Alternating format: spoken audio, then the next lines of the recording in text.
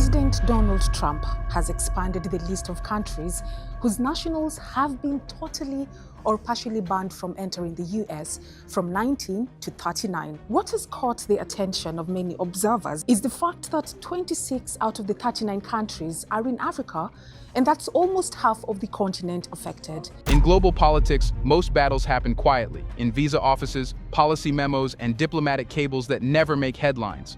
But sometimes, one of those quiet decisions explodes into a public moment. That is exactly what just happened between Gabon and the United States. This week, Gabon, a small but strategically important country in Central Africa, made a move few saw coming. In response to new travel restrictions placed on its citizens by Washington, Libreville announced that all U.S. passport holders are now banned from entering Gabon, effective immediately. No tourism, no business trips, no official visits. Gabon says it is defending national dignity and sovereign equality. Critics warn it could strain ties with the world's most powerful country. What looks like a visa dispute is now a test of power, respect, and how far a nation is willing to go to be treated as an equal. Let's get into it.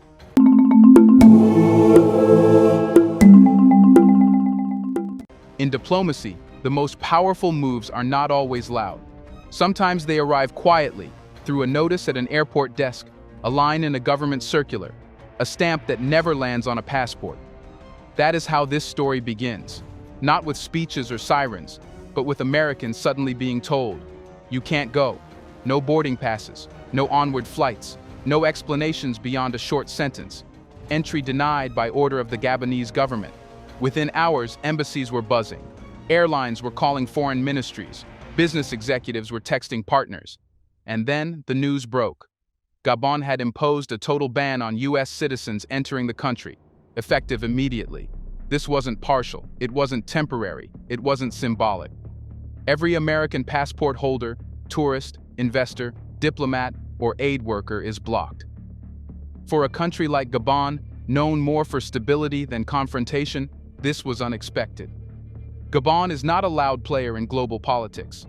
It sits quietly in Central Africa, rich in oil, timber, and minerals, often cooperating with Western partners, including the United States, on trade, development, and security.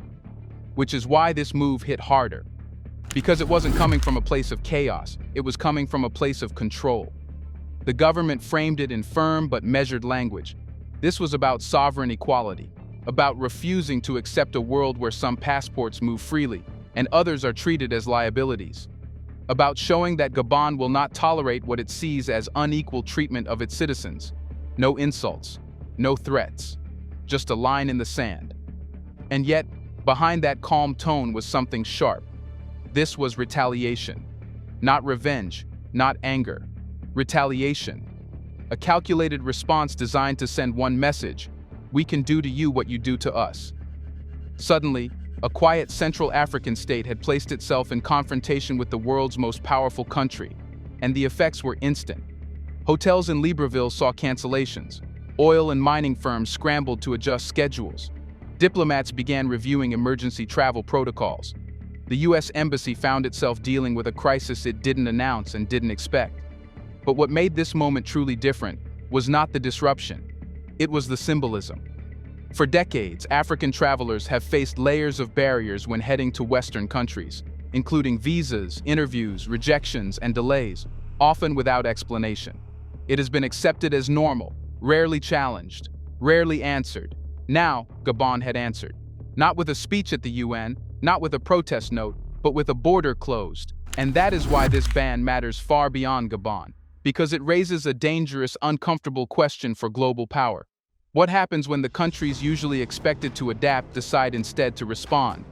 But before we get ahead of ourselves, one thing still needs to be clear. This didn't come out of nowhere. Gabon didn't wake up one morning and decide to block Americans for no reason.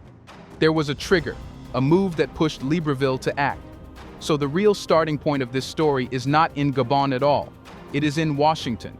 So what exactly did the United States do that pushed Gabon to take this drastic step? It was the United States that moved first. In recent days, Washington imposed new restrictions on Gabonese nationals seeking to travel to America. No dramatic press conference, no headlines, just a tightening of rules that suddenly made it harder for people holding Gabon's passport to enter the US, whether for study, business, family visits, or official reasons. From Washington's side, such measures are often framed as routine, administrative, security-related, or procedural. But from Libreville, they looked very different. They looked like yet another reminder that African countries are expected to accept barriers quietly, no matter how disruptive or humiliating they feel to ordinary citizens. For Gabon, this wasn't just paperwork, it was a question of status. Officials saw the US move as treating Gabonese travelers as risks rather than partners, as people who must justify themselves while others move freely. And this time, the government decided it would not limit itself to diplomatic notes or closed-door complaints. Instead, it chose reciprocity. The logic was simple. If Gabonese citizens are restricted from entering the United States, then US citizens will be restricted from entering Gabon. Not partially, not selectively, fully. This is a principle in international relations, but rarely applied so bluntly, especially by smaller states against superpowers. It is usually implied, negotiated, or softened. Gabon did none of that. It mirrored the move in the most direct way possible, and it wrapped the decision in one phrase that carried weight: national dignity. Officials said Gabon would not accept unequal treatment of its people. That sovereignty means having the right and the courage to answer policies that undermine a country's sense of equality. In other words, Gabon wasn't asking for special favors. It was demanding to be treated as an equal. Behind that language was a clear calculation. If Gabon stayed silent, the restrictions would stand and nothing would change. If it protested politely, it might be ignored. But if it acted, it would force Washington to pay attention. And it worked. Overnight, what had been a quiet US administrative decision turned into an international story. Suddenly, the question was no longer why Gabonese were being restricted. It was why Americans were being banned. That shift in focus is exactly what reciprocity is meant to achieve. But the decision also carried risks. Gabon depends on foreign investment. The US remains a powerful economic and diplomatic partner. Blocking Americans could hurt Gabon's own interests just as much as Washington's, which means this wasn't an emotional reaction. It was a deliberate gamble. A gamble that the message of dignity would outweigh the cost of disruption. A gamble that Washington would be pushed back to the table. Now that the move has been made, there is no pretending it's just about visas anymore. Because once borders close, the effects ripple outward into business, diplomacy, and everyday life. And that brings us to what everyone is feeling next: the impact. So what actually happens when Americans are suddenly barred from entering Gabon? What changes on the ground? What happens is disruption. Immediate, visible, and hard to ignore. The moment the ban takes effect, the first impact hits airports. Airlines stop boarding US passport holders bound for Gabon. Travelers who had packed bags and booked hotels are suddenly stranded. Phone lines light up. Confusion spreads. But the answer is simple and final. Americans cannot enter. Then it reaches business. US companies are deeply involved in Gabon's economy, especially in oil, gas, mining, and forestry. Executives, engineers, consultants, many of them depend on regular travel to keep projects running. With the ban in place, meetings are canceled. Site visits are postponed. Decisions slow down. Every delay costs money. And in high-stakes industries, uncertainty is poison. Next comes diplomacy. US officials, military advisors, and development workers can no longer move freely. Routine visits become impossible. Coordination becomes remote and clumsy. Even embassies feel the pressure when movement, the lifeblood of diplomacy, is suddenly blocked. And beyond governments and companies, there's the human side. Families with mixed nationalities are caught off guard. Students hoping for exchanges don't know what happens to their plans. Researchers mid-project wonder if they'll be able to return. What looked like a political decision turns into a personal disruption for people who had nothing to do with making it. For Gabon, this is a double-edged sword. On one hand, the ban sends a strong message of sovereignty. On the other hand, it risks slowing investment, tourism, and cooperation at a time when the country is trying to stabilize and grow its economy. For the United States, the shock is different. The US is used to managing who comes in. It is far less used to being told it cannot go out, at least not by a smaller partner country. losing direct access to a resource-rich state in Central Africa is not something Washington can brush off. This is how a travel dispute turns into a strategic issue. Because once borders close, people start asking bigger questions. Will projects move elsewhere? Will competitors step in? Will influence quietly shift? And in geopolitics, gaps never stay empty for long. The longer the ban lasts, the more it reshapes habits. Companies adapt, diplomats reroute, new partners emerge. What begins as temporary pressure can harden into a new normal. That's why this moment matters. Not because of the number of travelers affected, but because of what it signals. Access is power. And Gabon has just shown it is willing to use that power, even against the United States. Which is exactly why the rest of the world is paying attention now. Because when a small country takes a step like this, others start asking whether they could do the same. So the story is no longer just about Gabon and Washington. It's about what this could mean for everyone else watching. How is the international community reacting to Gabon's move, and what are they reading into it? Let's pause for a second to say big thank you to the Black Culture Diary community, where Black voices, stories, and legacies are preserved and amplified. By becoming a member, you're not just supporting the channel, you're becoming part of a powerful cultural movement. Let's continue. They are reacting with surprise and calculation. Across African capitals, the first response is quiet interest. Not loud praise, not open celebration, but something closer to recognition. Many governments know exactly what Gabon is responding to, because they've experienced it too. Visa hurdles, last-minute denials, citizens treated as risks instead of guests. So when Gabon answers back with a full ban, some officials see it as bold, even overdue. A reminder that African states are not legally or morally obliged to accept every restriction imposed on them by more powerful countries. But there is also caution. Diplomats know the costs. The US is still a major economic and security actor. Cutting off access, even temporarily, can bring unintended consequences. No one wants to turn a travel dispute into a long-term diplomatic freeze.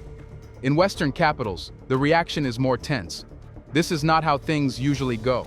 Smaller partners are expected to negotiate, complain quietly, or wait. They are not expected to shut the door completely. So Gabon's move feels like a breach of the unwritten rules of hierarchy. In Washington, officials are now forced to reassess. Do they respond firmly to avoid setting a precedent, or do they negotiate quietly to avoid escalation? Either choice carries risks. Respond too hard, and it could look like bullying. Concede too fast, and it could encourage others to try the same. And that is exactly what worries diplomats the most: the precedent. Because if Gabon can do this, what about others? What if more African countries start answering visa restrictions with their own bans? What if mobility becomes a new front where power is openly challenged? That possibility is what turns this from a bilateral issue into a global one. Meanwhile, investors and analysts are watching closely. Not because of the number of Americans traveling to Gabon, but because of what the ban signals about political posture. Is Gabon becoming more assertive, less predictable, more willing to risk friction to make a point? These are the questions markets care about. And inside Gabon itself, the move is being read as a statement of pride. For many citizens, this feels like their government is finally standing up, refusing to accept treatment that feels unequal. Even if it costs something, at least it sends a message: we are not invisible. So reactions are mixed, but one thing is clear. Nobody is treating this as a small issue anymore. Because when a country chooses to confront a superpower openly, even over visas, it is rarely just about paperwork. It is about positioning. Which brings us to the deeper layer of this crisis. This ban may look like retaliation, but the language Gabon is using suggests something else, something more deliberate. Is this really just about visas, or is Gabon trying to redefine how it wants to be treated in the world? Here's a reminder to please like and share the video, and subscribe to our channel to watch more videos on Black culture, history, civilization, and identity. Let's continue now. It is about redefining how Gabon wants to be treated. From the moment officials described the ban as a defense of national dignity and sovereign equality, they made it clear this was not just a reaction to paperwork, it was a statement about status, about refusing to accept a world where some countries decide and others simply adapt. For Gabon, this is a way of saying, we may be small, but we are not lesser. That idea resonates far beyond this one dispute. Across Africa, there is growing frustration with systems that feel one-sided, whether in trade deals, security partnerships, or in this case, freedom of movement. Many governments feel their citizens are still judged through outdated lenses, treated as risks first and partners second. By banning Americans, Gabon is turning that logic around. It is forcing the question back onto the powerful. How does it feel when the door closes on you? This is why the move carries symbolic weight. It is not meant to punish American tourists. It is meant to challenge an order where mobility reflects hierarchy. But symbolism alone does not run economies. Gabon depends on foreign investment and cooperation. It is still navigating political transitions, economic pressures, and regional security risks. Picking a fight with a major partner is not cost-free. Every delayed project, every hesitant investor, every strained meeting carries a price, which tells us something important. This decision was not taken lightly. It suggests Gabon believes the message is worth the cost, that making its point now could shape how it is treated later, that sometimes showing you are willing to take a hit is how you change the balance of respect. At the same time, Gabon is careful not to frame this as hostility toward the American people. The language is about policy, not culture, about states, not citizens. That matters because it leaves space for dialogue. This is pressure, not isolation. The ban is a lever, a way to force Washington to respond, to talk, to reconsider. Gabon is not trying to disappear from the world. It is trying to be heard within it. Still, pressure works only if the other side cares enough to engage. And that brings us to the final stage of this story. Because now that the lines are drawn, both sides face a choice: escalate and risk long-term damage, or negotiate and find a way to step back without losing face. The ban has done its job. It has turned a quiet restriction into a loud issue. Now the question is not what Gabon wants. It has already been said that. The question is what happens next. How does this standoff between Gabon and the United States actually end? It ends one of two ways: through compromise or through distance.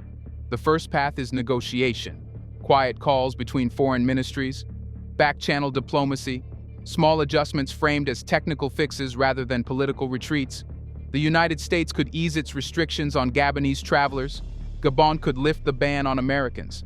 Both sides would claim their dignity is intact and life would slowly return to normal. This is the path diplomats prefer. It avoids escalation. It protects trade and security cooperation. And it keeps a visa dispute from turning into a lasting rupture. But there is another path, and it is just as realistic.